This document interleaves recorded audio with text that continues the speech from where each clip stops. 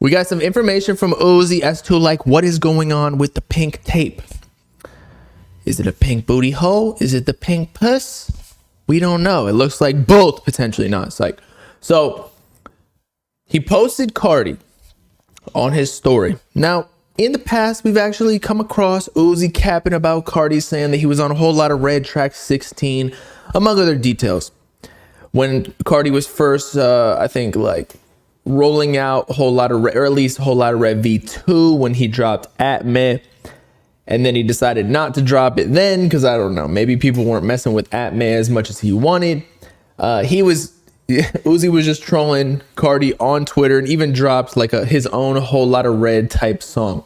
I think that was Baby Sasuke, which he used the baby voice and all that. But so Uzi posted Carti on his story, which is, I think at this point, like Uzi wouldn't really be capping, but because he's about to drop Pink Tape and we might know when it's actually dropping, like the release date. At least we have a theory and it kind of makes sense. Like before with Eternal Intake, we were just shooting arrows in the dark. We didn't like a laser tag. We didn't really know what was going on. It was just like for the fun of it. But this time, like the numbers actually add up. So we'll get into that a little bit later. But with Uzi, so he posted this of Carti. That's not Uzi or Carti. That is Lucky with a grandma. I don't know what's going on there. That's his. He impregnated that woman at some point. But as I was saying, he posted Carti on here.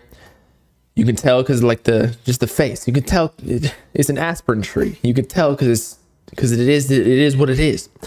But anyway, he posted Carti on his Instagram. So I'm thinking that he's trying to tease that Carti's on the tape, among other things, because he also posted like this cover art. Let me find it right here. Now people are telling me that this is not the actual cover art. There is like Yoda on here and other things that could be like trademarkable, but it is cool fan art. Honestly, I would take this as a cover. This is dope. I mess with it. But people are claiming that is fake or whatever. It's just concept art, not the actual cover art. And it's not made by that one guy that he uses all the time. I can't remember what his name is, who does all of his covers.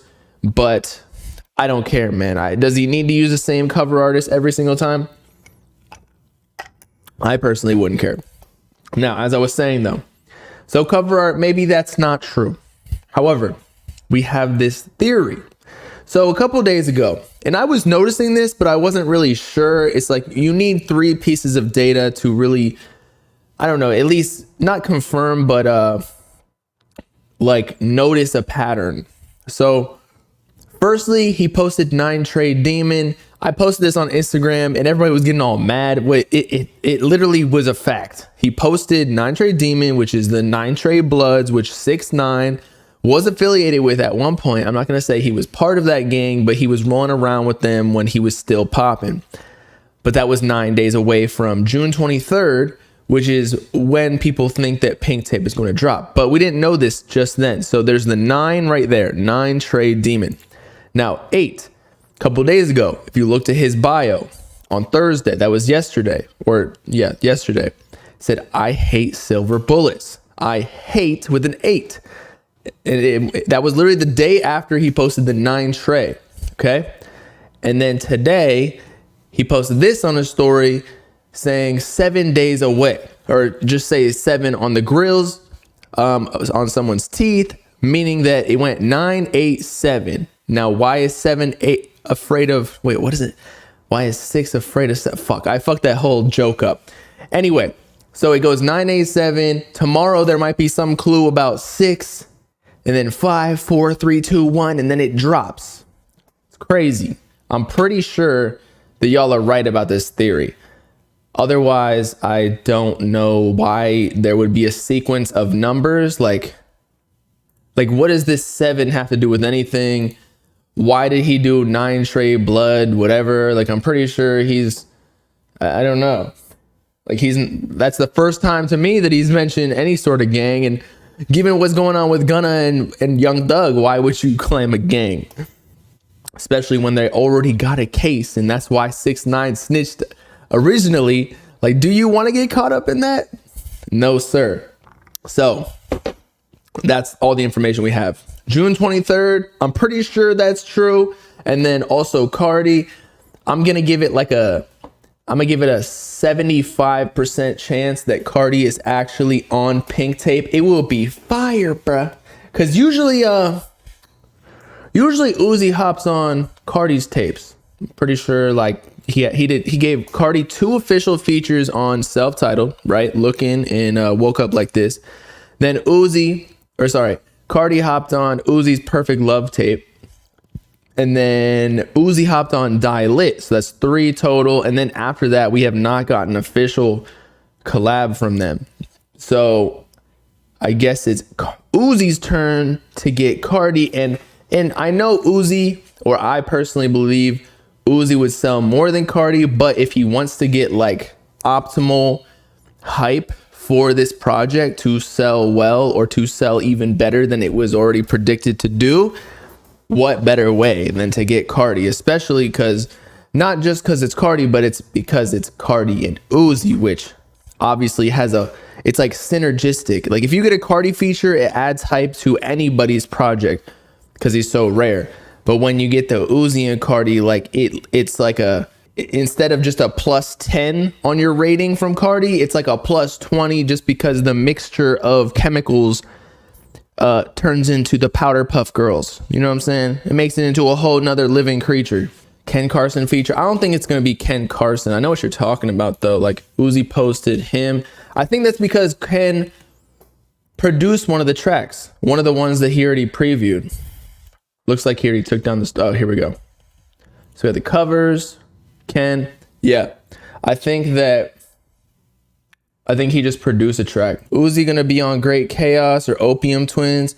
Yo, that would actually be a fire look. But I don't think that would happen, bro. Why would Uzi, just logically, and of course, not everything pertains to logic or adheres to logic because we're dealing with Opium and Playboi Carti and nothing fucking makes sense. But why would Uzi hop on Ken's project, A Great Chaos, before Carti, who is literally his label signer? Why would he hop on like before Carti hops on? That doesn't make sense at all. Because Uzi costs like, and I don't know if Uzi would be taxing Ken Carson just because the affiliation's there. But hey, he's got to make his check too. Like business is business. So he's got at least like, I'm pretty sure Uzi goes for $100K feature at least. So, you know, get the 50% discount, like 50 racks. I mean, I'm sure Ken could get that budget, but hey man, is it really worth it when you got Carti, who's your dad, and he'll give it to you for free because he's already getting the royalties, you know? I know you don't think Uzi's worried about the money, but hey, as I said before, like, I don't know, like cosigns are a big deal. And the more cosigns you give, and Ken would be a good one to give, so I'm not even like hating on that. But like, if you're giving out free sauce or free juice, let's say, not just sauce, free juice to too many people, like say what people say about Trippie Redd, right? When you give out your cosign to too many people, like it doesn't mean anything anymore. So you got to accept that money. That's what the payment's there for at this level. Like I know they already make enough money off their own music, but like Carti, the reason his feature is probably going to cost more is because you're taking him out of his casket, out of his hibernation with the bears. The bears. Uzi does give out features like candy. I haven't heard a lot of Uzi features lately, although he's been on a lot of funky shit like the Snow Strippers, like a lot of outside of hip hop type. Because I feel like he went on a run the past couple of years where he just ran up a bag, probably like 20 features, 100K each. That's $2 million right there. Okay. Cash. Label ain't taking much of that. Well, they probably are. But now he's already given all of the rappers he can, because he can't give them to too many like lower level rappers because they don't have the budget to give him the 100K that he deserves. So now he's giving it to people who are outside of hip hop, since he already ran through. He already ran a train on hip hop. Basically, is Yeet gonna be on it? That's a good question. Because I feel like Yeet is a big enough artist where he could be on Uzi's project. Like, it would add to the clout, or like, you know, features do add numbers, as in sales, to projects, because it adds multiple fan bases who are going to listen to one project and or song. And Yeet's at the level where, you know, I know he only sold like 52K or something like that, but still, like, he is one of the top streamers, because a lot of these artists do payola and other things to finesse. And they got radio, among other things, playlists. I don't even know. I don't know how Yeet and Lone and Trippy be, or whoever it is, be streaming more than everybody else, but somehow these other artists are selling more first week. It just don't make sense. Nobody really listens to the radio anymore. It doesn't make sense. But as I was saying, Yeet is at the size where I feel like he could, because Uzi already gave him a couple features, they could do a swap. And so for free, Uzi gets like a nice little feature pack from Yeet to put on his project, and that'll be like a little stimulus. Although Uzi's a way bigger artist than Yeet, and so every Yeet fan probably already has listened to Uzi. Like, Uzi's at the top of the line where he doesn't need to do features. He's like J. Cole, maybe not the same size as J. Cole, but he does not need features. Like, everybody in rap or who listens to rap is going to be tuning in to Uzi, or like will know about the project, whether or not they actually listen to it. But it's not like a publicity issue when you come to Uzi. Like, Uzi doesn't have to pay for promo. He gets posted on all the big pages for free because it helps their page, because like everybody wants to hear about Uzi. It's just like Eternal Take. Am I mad Ken is doing a grunge album? Nah. I just don't like when it's super grunge to the point where like it's too niche, like heavy metal type shit. Like, I came to rap for a reason. Like, I like rap, hip hop. You know, you can venture outside of that in alternative or like little,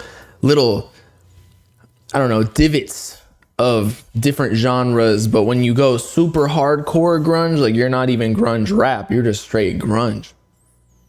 And it's like, that's not what I came here for, bro. But I don't think they're gonna venture outside of rap too much. So he's fine.